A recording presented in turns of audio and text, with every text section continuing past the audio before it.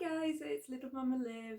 It's been a very long time since I've last spoken to you. It's been 3 months actually, because the last time I spoke to you was the day before I went for my C-section. I have obviously been quite busy since having my little daughter. She's called Jet. She's really healthy, she's really lovely, and to be honest, the reason it's taken this long is it's taken this long to get her to nap consistently. So she's napping in the next room. I've got the baby monitor on, so I'm just taking this opportunity to tell my birth story because I really wanted to. I wanted to keep the channel going. Also joined by Phoebe as usual, and I'm actually in Jet's room right now. She's sleeping in the next to me crib in our room. So it didn't go exactly to plan, my C-section. It was a planned C-section. If you've seen my previous videos, you know that she was breech. So I decided to go for a planned C-section to minimise risk. And it was planned for the Tuesday, and that Tuesday morning I had just woken up with a kind of feeling of like period cramps.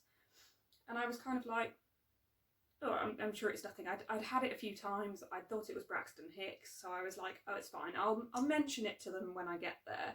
But more than anything, I was just excited. I remember it being like Christmas morning, you know, when you're just so excited about what's to come and you're not sure what's going to happen. It's crazy because it's like after that day, your life is never going to be the same. But we were kind of ready for it to be quite a chill day, quite a lot of waiting around because they give you your appointment at 7:30 to come into the hospital, and then essentially they assess you and decide who is the most, who's the highest priority essentially to get their C-section, and if there are any emergencies then obviously that pushes you down the list. So we were prepared for quite a bit of waiting. We'd brought some magazines, some books and things to keep us occupied. We ended up not needing them at all because those pains that I was feeling were contractions. So it was mad because it was the morning that the C-section was planned. And I said to Julian, I think I'm having contractions, and he said, okay, we'll just tell them when we get there. And we started packing and getting ready like we were anyway. And I felt a bit funny in my tummy, a bit gassy, and I was like, oh, it's a bit funny. And I went to the toilet and my waters broke, which was insane. I was not expecting that at all. And it's such a strange sensation. It just doesn't stop. It's a bit mad. And Julian was actually outside packing the car up at the time. And I shouted him and he couldn't hear me, and so I shouted again. And he said, what? And I said, my waters have broken. And oh God, it was all go from then because we were ready to go. We'd packed the car up. We were all ready to just go and start waiting for our appointment. But my contractions were coming on really thick and fast. And we couldn't believe it really, because when we got in the car, we said we'll ring the hospital. So I rang the hospital, told them that I'm booked in for my planned C-section, but I am having contractions and my waters are broken. And they said, that's fine, just come in. We'll get you when just come into reception, we'll know who you are essentially. And we were like, cool, okay, so I'll probably just have to have my C-section a bit quicker. I'll probably just be first on the list. But then in the car we started timing my contractions, and they were about 2 to 3 minutes apart, and we were like, that can't be right.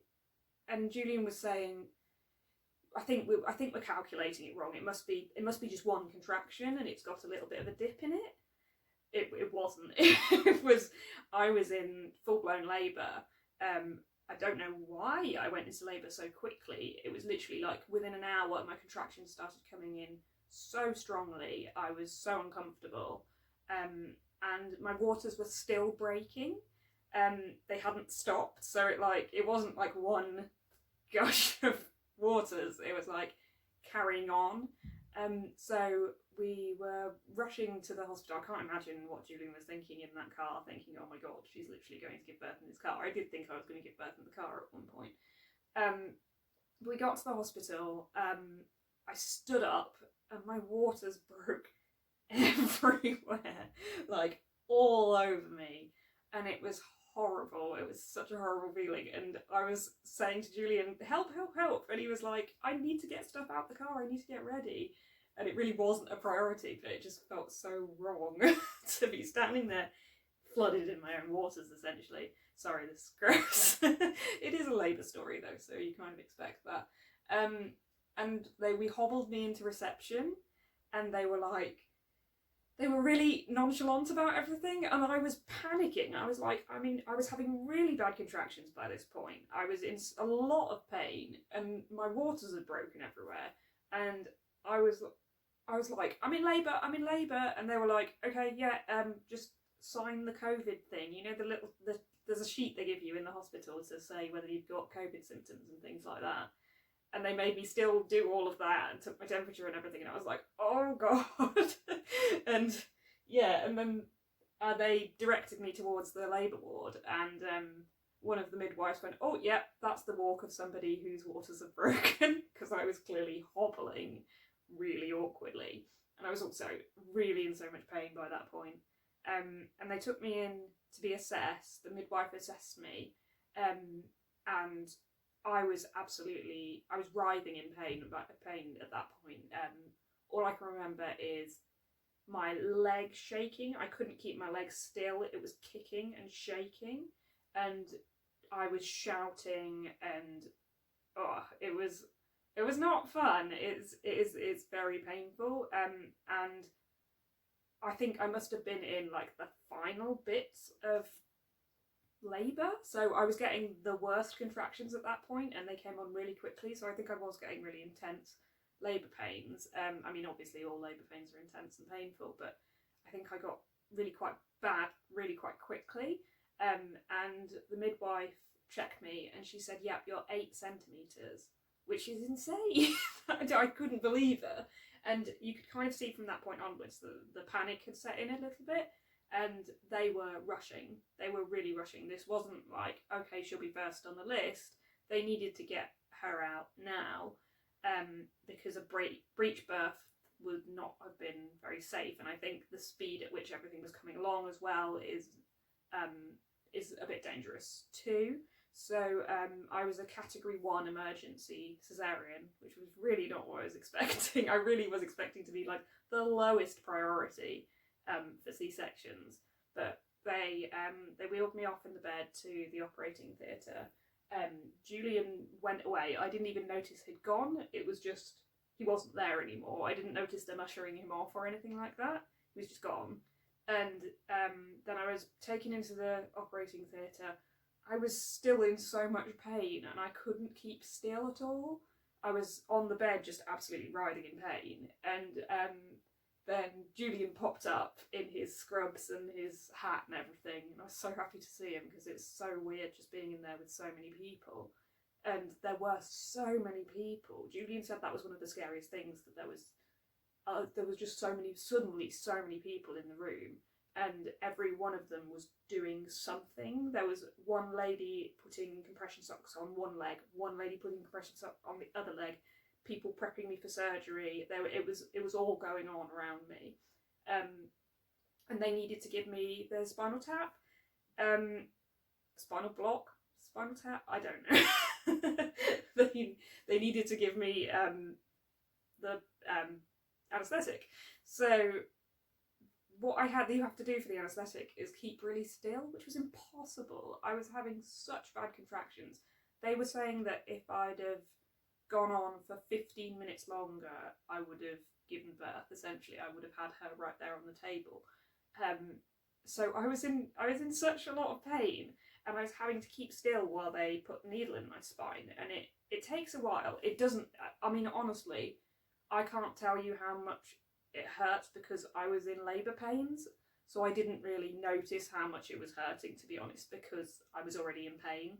So if you have a planned C-section and you're going to have a spinal block, I don't know how painful it is. It couldn't have been too painful, because, as I said, I didn't really notice it. The only thing I know was that it went on for quite a while. It went on for longer than I expected because it's multiple injections in your spine. And they kept saying, arch your back, arch your back, arch your back. And I just couldn't because I was so uncomfortable. And the midwife, who was lovely, was standing in front of me. And I said, can I push against you? Can I hold against you? And she said, yeah. And then she said, you don't need to push, do you? And I said, no. And she went, okay, fine. Because I think she had a little bit of a panic at that moment. But yeah, and I was pulling on her. It felt bad, but that's what, they're so good. The midwives and the staff were amazing. And I was pulling on her. And then the spinal block started to work and the pain shifted out of my body. The pain went away and it was euphoric. It was because then I could actually focus on what was going on, which was amazing. They were, sorry, Phoebe's meowing for me. It was amazing because they were giving me my baby. They were prepping me. They'd put the curtain up by that point, and Julian was next to me and he was holding my hand, and Phoebe's just knocked a load of books over. Oh dear. Never work with animals or children. But yeah, they were prepping me and the curtain was up, and they asked me if I could feel anything, and I couldn't. What's really strange about it is that you can feel what's going on in the surgery. I could feel pressure and pulling and pushing, but I couldn't feel any pain. There was no pain at all, but you could definitely feel it. It was like you could feel tightness, and I think that was them pulling her through, because I felt like a very distinct tightness, and then there was a release, and I said to Julian, she's out, and then there was a cry. But it was, I remember that really well, that I could feel just suddenly it was out, and Jet's crying. I'll have to finish this in a second. Okay, so she's back down for a nap. So yeah, they pulled her out, and I actually felt that, and it was incredible, and it was such a strange sensation knowing that the person that you've had inside you for 9 months was actually out, and I could hear her crying, but we couldn't see her. They were prepping her, cleaning her up, I think, and I was just holding hands with Julian, looking at Julian, going, oh my god. And then they said, would you like to see her? Why you'd say no, why they need to ask, I don't know. But they said, would you like to see her? And we said yes, and they took a little section of the curtain down. I was scared they were taking the whole curtain down, and I was like, oh god, I don't actually want to see my stomach or anything. But they just took a little section of it down and just held her up over it, and oh, it was amazing. It was like proper Lion King moment. Like, just holding her up over there, and she had her eyes closed and she was all puffy and red and cute. And it was amazing seeing her. And all of the stress, like all of the panic that had just happened completely went away, absolutely went away. And then I could feel them still tugging about, but Jet was out. I remember asking if she was a girl. If you've seen my previous videos, there was a little bit of uncertainty of what gender she was going to be. I'd had a few scans where they weren't sure, so I said, is it a girl? And like a lot of people in the room went, yes. Yay. Not that I would have minded if it was a boy, but you just get prepared in your head that it's going to be a girl. And then they took Jet off to the little bit at the side to get weighed, and Julian went with them there, and I was just stuck there lying on the bed. But I remember being so happy, just with my head on one side, just watching Julian and the nurses and everyone looking after Jet, and she was crying but not a lot, and he cut the umbilical cord, even though the umbilical cord had already been cut, because it was a C-section. But it was kind of more of a ceremonial thing. So yeah, it had already been clamped, but he cut it a bit further and they clamped it again. And that was amazing. I could also see, because she was breech, her legs were right up, like literally up against her head. And I was a little worried to start with that they were going to be stuck like that. But it only took about an hour for them to gradually get back down, and she's had all of her hip scans and everything. She's absolutely fine now. So yeah, that was a tiny worry, but only a tiny one, because I knew that they would have said something if it was a problem, but everyone seemed so relieved and happy. We then found out that there was somebody who was meant to be, one of the midwives was ill, and hadn't been able to come into work, and the exact point that I came in was during a shift change as well. So essentially I'd completely panicked the entire staff at the hospital there, because they weren't very prepared. They'd literally just come in for the day, just swapping over, and then I'd been wheeled in, and it was like, everybody go. So there was kind of a little bit of relief and whew around from all the staff, because yeah, I don't think that was what they were expecting to come into that morning, but you never know what's going to happen, do you, with these kind of things.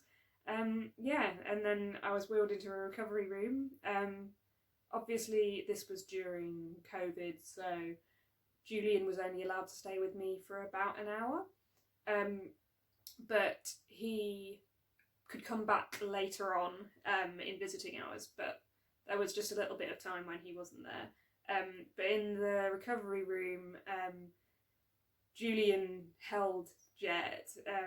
That's one of my favourite memories of it entirely, because I just remember watching him looking down at her and her looking up at him, and they looked so amazing. And we've got a few photos of that as well, and they're always going to be some of my favourites, because I'd already had my little moment with Jet. They'd put her on my chest, and that was his, and it was really special.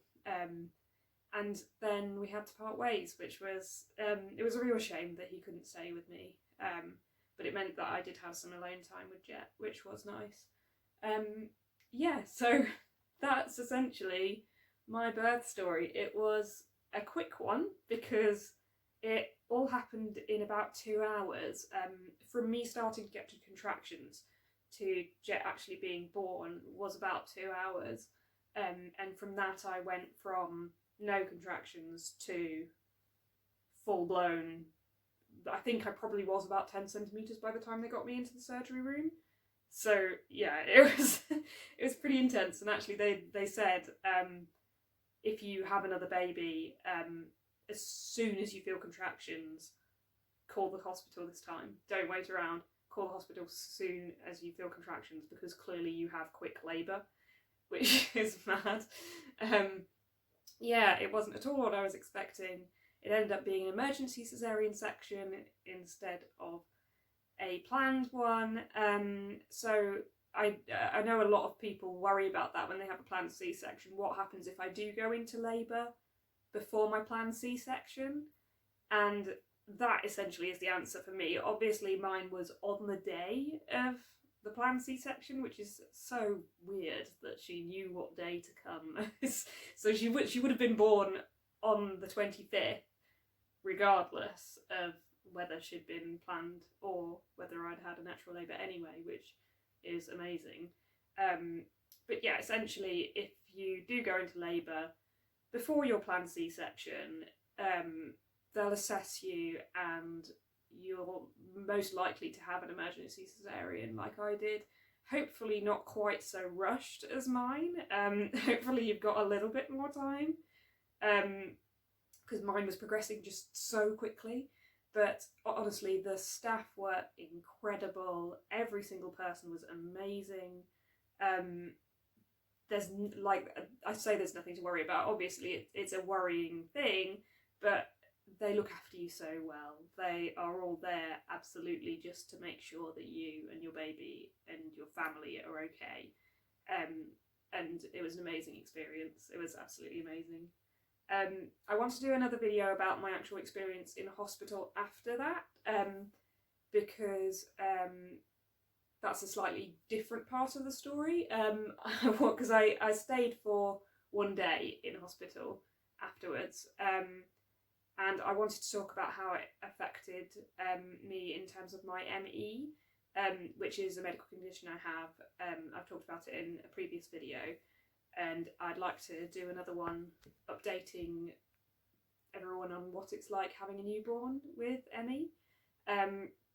Yeah, so that's my birth story. I'm so proud of it. I'm so proud of myself and of Julian and little Jet, and so pleased to have our little family together now. After 9 months of pregnancy, finally being able to meet my little girl, and yeah, now she's 3 months old and she's doing amazing. So hopefully more videos to come when she's napping. Hopefully she carries on napping well. So if you like this video, give it a like, and if you want to see more, subscribe. You can watch previous videos from my pregnancy, and I'll have a few more upcoming about having a newborn baby, and yeah, so I'm excited to share more with you. Thanks, bye!